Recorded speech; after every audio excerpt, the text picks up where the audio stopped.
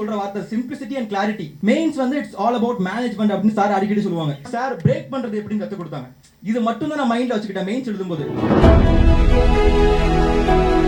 எனக்கு அறிவு ஒளி ஏற்றிய என்னுடைய குருநாதர் சுதாகரன் சார் அவர்களை வணங்கி, மற்றும் அமர்ந்திருக்கும் என்னுடைய சகோதர சகோதரிகள் அவர்களையும் வணங்கி, இங்கு வந்திருக்கும் அனைத்து மாணாக்கர்களையும் வணங்கி என்னுடைய அனுபவங்களை சற்றே பகிர்ந்து கொள்ளலாம்னு நினைக்கிறேன்.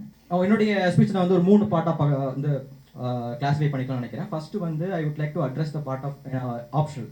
ஏன்னா நான் சிறப்பாக பண்ண சில பகுதிகளை வந்து உங்களோட ஷேர் பண்ணலாம்னு நினைக்கிறேன். மீதில் ஆவரேஜாக என்ன பண்ணேன், நான் என்ன தப்பு பண்ணேன், அந்த தப்பு நீங்கள் பண்ணாமல் இருந்ததுன்னா உங்களுக்கு எனக்கு எப்படி சர்வீஸ் இம்ப்ரூவ் ஆகிருக்கும், உங்களுக்கும் நீங்கள் தப்பை வந்து எதிர்காலத்தில் தவிர்த்துக்கலாம். அதுக்கப்புறம் சுதாகரன் சார் இருந்து நான் என்ன கற்றுக்கிட்டேன், what change his guidance created in my preparation அப்படிங்கிறதையும் நான் வந்து என்னுடைய ஸ்பீச்சில் வந்து எவ்வளோ சுருக்கமாக சொல்ல முடியுமோ, உங்களுக்கு எவ்வளோ பயனுள்ளதாக சொல்ல முடியுமோ சொல்லிக்கிறேன். ஃபர்ஸ்ட் வந்து ஆப்ஷனல் பார்ட்டு. நான் வந்து ஹிஸ்ட்ரி ஆப்ஷனல் எடுத்திருந்தேன். எத்தனை பேர் ஹிஸ்ட்ரி ஆப்ஷனல் இருக்கிறீங்க?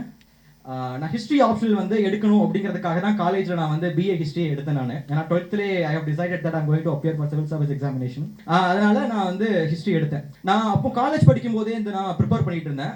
ஏன்ஷியன்ட் இந்தியா, மெடிவல் இந்தியா என் காலேஜ் சிலபஸோட ஒத்து போகிறதுனால செல்ஃப் ப்ரிப்பரேஷன் தான் பண்ண, எந்த ஒரு கிளாஸஸுமே ஜாயின் பண்ணலை. ஆனால் என்ன ப்ராப்ளம் அப்படின்னா, நிறைய பேர் இங்கே வந்து தமிழ் மீடியத்துல இருந்து படித்த மாணவர்கள் இருக்கிறீங்களா? தமிழ் வழியில இருந்து படித்த மாணவர்கள் எல்லாருக்கும் அந்த ஸ்டார்டிங்ல உங்களுக்கு எல்லாம் ஒரு பயம் இருக்கும். ஆங்கிலம் அப்படின்னா வந்து எல்லாருமே கூட போட்டி போடுறவங்க எல்லாருமே சிபிஎஸ்சி ஸ்கூல்ல இருந்து படிச்சுட்டு வருவாங்க, சார் இன்டர்நேஷனல் சிலபஸ் படிச்சுட்டு வருவாங்க, இங்கிலீஷ் மீடியத்தில் பேசுவாங்க, நுனிநாட்டில் இங்கிலீஷ் பேசுவாங்க. அப்போ இதெல்லாம் பார்க்கும்போது நம்ம எப்படி இவங்களோட காம்பீட் பண்ண போறோம், அந்த மாதிரிலாம் ஒரு பயம் எனக்கும் இருந்துச்சு ஸ்டார்டிங்ல. அப்போ சரி தமிழ்ல எழுதலாமா இல்லை ஆங்கிலத்தில் எழுதலாமா அப்படின்னு ஒரு டைலமா வந்து எனக்கு ஸ்டார்டிங்லேயே கிரியேட் ஆச்சு. அப்போ நான் என்ன பண்ண யோசிச்சேன் அப்படின்னா, கொஸ்டின்ஸை பார்த்தா எல்லாமே இங்கிலீஷ்ல தான் இருக்கு. நம்ம வந்து எப்படி நீங்க தமிழ்ல டிரான்ஸ்லேட் பண்ணது, தமிழ் இங்கிலீஷ் புரிஞ்சா தமிழ் டிரான்ஸ்லேட் பண்ண முடியும். என்ன பண்ண, சரி 2 வேலையா பாக்குறதுக்கு ஒரே வேலையா பாத்துடலாம். ஏன்னா வந்து எனக்கு வந்து நிறைய மீட்டிங் சொல்லிட்டேன், நான் வீட்டில் சொல்லிட்டேன் எங்க ஃபேமிலி சிச்சுவேஷன் என்னன்னு. கோச்சிங் இன்ஸ்டியூட்ல சேர்ந்து படிக்கிற அளவுக்கு எங்களுக்கு வீட்டில் வந்து பொருளாதார வசதி கிடையாது. அப்போ தமிழ்ல வந்து வழிகாட்டுதல் வேணும்னா சென்னை தான் வந்தாகணும். தமிழ்ல நிறைய வழிகாட்டுதல் வந்து ஃப்ரீயா ஆன்லைன்ல கிடையாது. சரி இவ்வளவு கஷ்டப்படுறதுக்கு நம்ம ஆங்கிலத்திலேயே படிச்சுட்டு போயிடலாம் சொல்லிட்டு தான் ஆங்கிலம் நான் சுயமா தான் படிக்க ஆரம்பிச்சேன். ஆனா என்ன மாற்றம் அப்படின்னா, நீங்க என்னைக்கு நீங்க ஆங்கிலம் அப்படிங்கிற பயத்துல இருந்து வெளியே வாரீங்களோ அன்னைக்கு வந்து ஆங்கிலம் வந்து ரொம்ப சுலபமானது. அது மட்டும் இல்லாம நிறைய பேர்ட்ட பேசுனது என்னதான் அவங்க இங்கிலீஷ் மீடியம் சிபிஎஸ்சி படிச்சிருந்தாலும் அவங்களா ஸ்ரத்தை எடுத்து படிக்காத வரைக்கும் அவங்களுக்கு இங்கிலீஷ் வந்து ஒரு எப்படி சொல்ல ஒரு இம்பெடிமெண்ட் மாதிரி தான். அதனால நீங்க வந்து இந்த இங்கிலீஷ் வந்து கஷ்டம் அப்படிங்கிற ஒரு மனப்பான்மையில நினைக்காதீங்க. 12th வரை தமிழ் மீடியம் படிச்சிருந்தாலும் ஐ இம்ப்ரூவ் மை இங்கிலீஷ். அதுக்கப்புறம் எஸ்ஏல வந்து 120 மார்க் வந்துச்சு. நான் வந்து நிறைய பேர் வந்து எஸ்ஏல வந்து அதை கோட் பண்ணுவோம், அந்த ஸ்காலருடைய பேரை கோட் பண்றோம், இந்த கோட்டை நம்ம கொண்டு வரோம், இந்த டேட்டா நான் கொண்டு வந்தேன், இந்த கதையை நான் வந்து கொண்டு வந்து சொன்னேன் அப்படின்னா இல்லை. நான் எஸ்ஏல என்னோட 2 எஸ்ஏலையுமே நான் யூஸ் பண்ணது வந்து எல்லாருக்கும் தெரிஞ்ச அதே விவேகானந்தர், அதே அன்னை தெரசா, அதே பிஆர் அம்பேத்கர். இடையில நானே கதையை ஒரு எழுதினேன். நான் அந்த ஸ்பாட்ல ஒரு கதை ஞாபகம் வந்து நான் ஒரு கதை எழுதினேன். அதனால நீங்க வந்து சார் அதை அடிக்கடி சொல்லுவாங்க, எஸ்ஏ வந்து உங்களுக்கு ஒரு ஸ்கோரிங் பார்ட். நீங்க வந்து சில பேப்பர்ல வந்து எவ்வளோக்கு எவ்வளோ நீங்க அதிகமா எஃபோர்ட் போடுறீங்களோ அவ்வளோக்கு எவ்வளோ ரிவார்டு வரும்.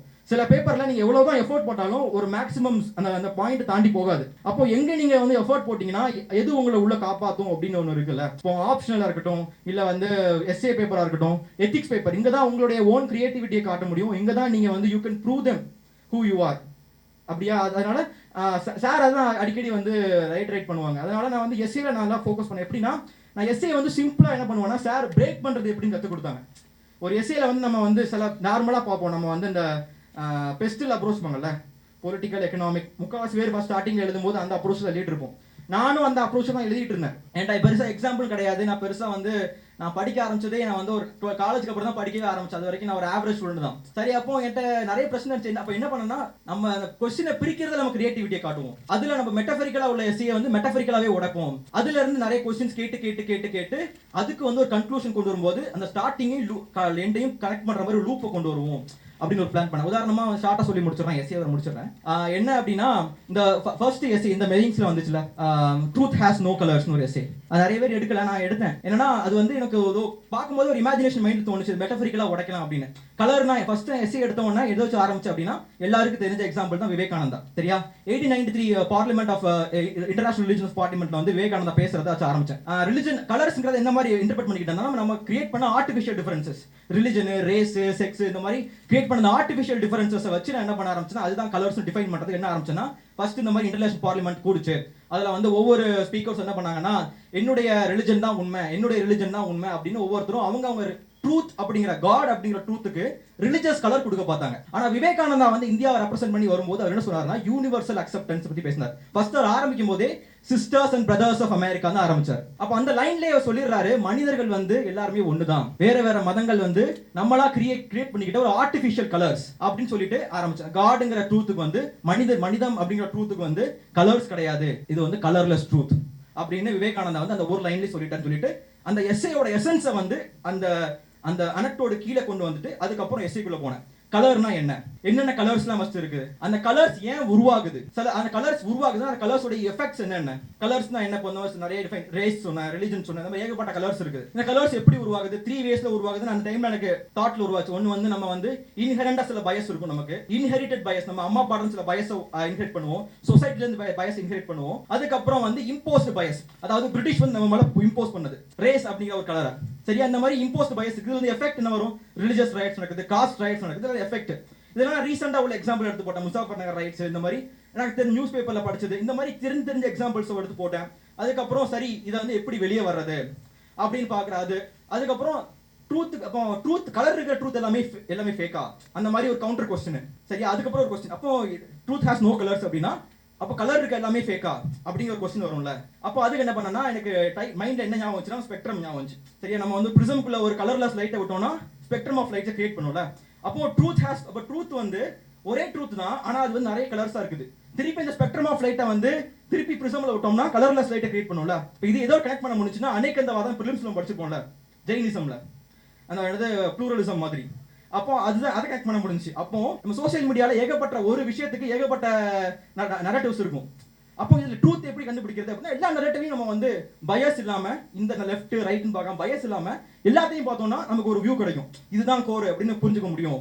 அப்போ நம்ம எல்லாத்தையும் அக்செப்ட் பண்றது தான் அந்த கலர்லெஸ் ட்ரூத்துக்கான அடைகிறதுக்கான வழி அப்படின்னு சொல்லிட்டு ஸ்டார்டிங்ல நான் எப்படி விவேகானந்தா வச்சு ஆரம்பிச்சனோ முடிக்கும் போது அது மாதிரி முடிச்சேன். அதனாலதான் விவேகானந்தா வந்து யூனிவர்சல் அக்செப்டன்ஸ் பத்தி பேசினாரு. யூனிவர்சல் அக்செப்டன்ஸ் மூலமா நம்ம எல்லா ரிலிஜன்லயும் எல்லா காஸ்ட் எல்லா கல்ச்சர்ல உள்ள ட்ரூத்தையும் நம்ம புரிஞ்சுக்கிட்டு அதை நம்ம புரிஞ்சுக்கிறது மூலமா கலர்லெஸ் ட்ரூத் அதை நம்மளால அடைய முடியும் அப்படின்னு சொல்லிட்டு ஒரு லூப் மாதிரி ஃபார்ம் பண்ணேன். அதான் நீங்க கண்டென்ட்டுக்கு நிறைய ஓடாதீங்க, நிறைய புது எக்ஸாம்பிள் கொண்டு வரேன், உங்க கொஸ்டினை பிரேக் பண்றதுல அந்த கொஸ்டின் வந்து புது கொஸ்டின்ஸ் கேட்கறத உங்க கிரியேட்டிவிட்டியை காட்டுங்க, அதுக்கான ஸ்கில்ஸை டெவலப் பண்ணிக்கோங்க. ரெண்டாவது வந்து ஆப்ஷனல் வந்து ஹிஸ்டரி ஆப்ஷனல். நான் என்னன்னா ஹிஸ்டரி வந்து நான் காலேஜ்ல படிச்சதுனால ஒரு மமதை இருந்துச்சு, நம்ம சப்ஜெக்ட் தானே அப்படின்னு. அதனால பேப்பர் எடுத்த உடனே ரொம்ப கொச்சான்னு எழுத ஆரம்பிச்சு, நிறைய அந்த ஆதாரம் போடுறேன், இந்த ஹிஸ்டோரியனை கோட் பண்றேன் அப்படின்னு. நீ வந்து சார் சொன்னாங்க ஒரு தடவை பேப்பர் எடுத்து காட்டும் போது வாத்தியாருக்கே பாடம் எடுக்கிற மாதிரி இருக்குது அப்படின்னாங்க. அந்த மாதிரியான செயல்பாடுகள்ல வந்து நம்ம நிறைய பேர் நம்ம ஈடுபட்டுருப்போம். நீங்க உங்களுக்கு கிராஜுவேஷன் சப்ஜெக்ட்டும் இதுவும் ஒரே மாதிரி இருந்துச்சுன்னா we are very curious to show our expertise, நம்ம அதுல எக்ஸ்பர்ட்னா காட்டணும் அப்படின்னு ஒரு அந்த ஒரு அப்சஷன் இருக்கும்ல, அந்த அப்சஷன் தயவு செஞ்சு வச்சுக்காதீங்க. அதுக்கப்புறம் நான் உட்காந்துட்டு அந்த ஒரு 2 மாசம் நான் சிம்பிளிஃபை பண்றதா வேலையை வச்சிருந்தேன். கண்டென்ட் இருக்கிற கண்டென்ட்டை குறைச்சிட்டு எதை மட்டும் சிம்பிளா கொடுத்தா போதும். எவ்வளோக்கு எவ்வளோ சார் அடிக்கடி சொல்ற வார்த்தை சிம்பிளிசிட்டி அண்ட் கிளாரிட்டி, இது மட்டும் தான் நான் மைண்ட்ல வச்சுக்கிட்டேன். மெயின்ஸ் எழுதும்போது நான் என்ன மாதிரி ஒரு மைண்டை மேக்கப் பண்ணி வச்சுக்கிட்டேன் அப்படின்னா, சரி நம்ம வந்து we are going to write our semester exam அந்த மாதிரி எழுதிட்டு மனதில் வச்சுக்கிட்டேன். இது வந்து ஒரு பெரிய எக்ஸாம், நம்ம வந்து இவ்வளோ பேர் காம்பீட் பண்ண போறோம்.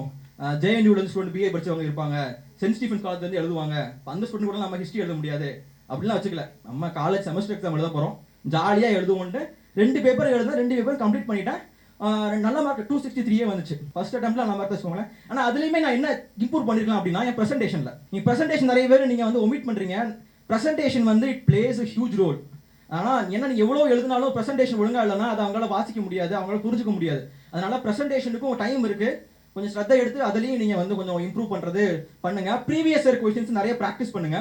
ஏன்னா நீங்கள் கொஸ்டின்ஸோட அந்த மேலே இருக்கிற அந்த அவுட்லுக் சேஞ்ச் ஆனாலும் அந்த சப்ஸ்டன்ஸ் வந்து அப்படியே தான் இருக்குது. அது நீங்கள் வந்து அந்த இயர் வைஸ் நீங்கள் எடுத்து பார்க்கும்போது நான் முதல்வன் ஒரு மெட்டீரியல் கொடுத்தாங்க, ஷேர் பண்ண சொல்கிறேன்.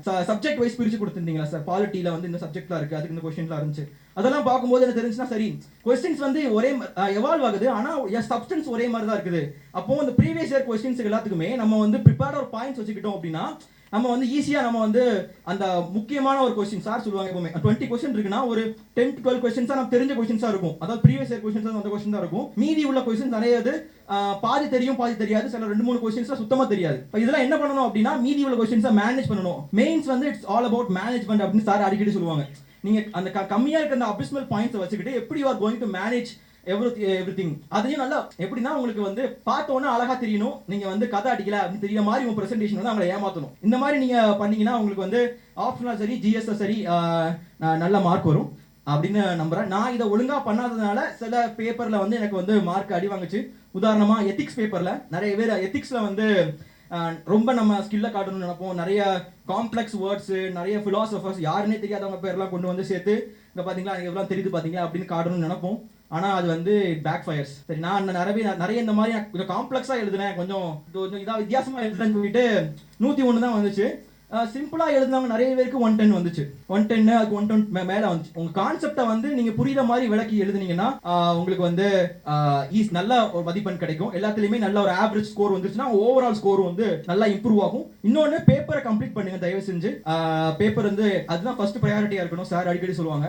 அதை நீங்க பண்ணுங்க. நான் அந்த லாஸ்ட் சொல்லி முடிச்சுக்கிறேன். நான் லாஸ்ட் 1 மந்த் இந்த பிலிம்ஸ் அப்போ போனது என்ன பண்ண, நிறைய பேருக்கு கொஸ்டின் இருக்கும்ல. அப்போ பிலிம்ஸ் எழுதி முடிச்சிட்டோம், வருமா வராதா, அதுக்கப்புறம் நம்ம என்ன பண்ண போறோம், எப்படி ஸ்டார்ட் பண்ண போறோம்னு ஒரு மிகப்பெரிய ஒரு நிறைய பிரச்சனை உங்களுக்கு கேள்விகள் மனசுக்குள்ள இருக்கும். ஸ்டார்ட் பண்ணுங்க தயவு செஞ்சு. நிறைய ப்ரீவியஸ் இயர் क्वेश्चंस எழுதி பாருங்க. நான் வந்து என்ன பண்ண, ஃபர்ஸ்ட் 1 மந்த் வந்து என்ன செய்யணும் தெரியாம நிறைய பேர் மாதிரி கோச்சிங் இன்ஸ்டிடியூட்ஸ் மெட்டீரியல் எடுத்து படிச்சிட்டு இருந்தேன். ஆனா ஒரு டெஸ்ட் எழுதி பார்த்தா எழுதவே முடியல என்னால. அப்பதான் சார்ட்ட வந்து சொன்னேன். சார் சொன்னாங்க ப்ரீவியஸ் இயர் क्वेश्चंस அந்த ஐஏஎஸ் அப்போட புக் ஒன்று இருந்துச்சு, அதை மட்டும் ப்ராக்டிஸ் பண்ணு அப்படின்னாங்க. டெய்லி ஒரு 5-6 क्वेश्चंस எடுத்து ப்ராக்டிஸ் பண்ணி எழுதி பாரு அப்படின்னாங்க. நான் அதை மட்டும் தான் பண்ணேன். மெயின்ஸ்ல போய் அதை கூட நான் ஒழுங்கா பண்ணல. அது ஒழுங்கா பண்ணா இன்னும் கொஞ்சம் மார்க் வந்திருக்கும். அதனால சொல்றேன், நீங்க வந்து எவ்வளவுக்கு எவ்வளவு சிம்பிளா உங்க ப்ரிப்பரேஷன் வச்சுக்க முடியுமோ அவ்வளவுக்கு எவ்வளவு சிம்பிளா வச்சுக்கோங்க. ரொம்ப நீங்க வந்து எதையுமே காம்ப்ளிகேட் பண்ண வேண்டாம் அப்படின்னு சொல்லிட்டு வாய்ப்பளித்தமைக்கு நன்றி கூறி விடைபெறுகிறேன்.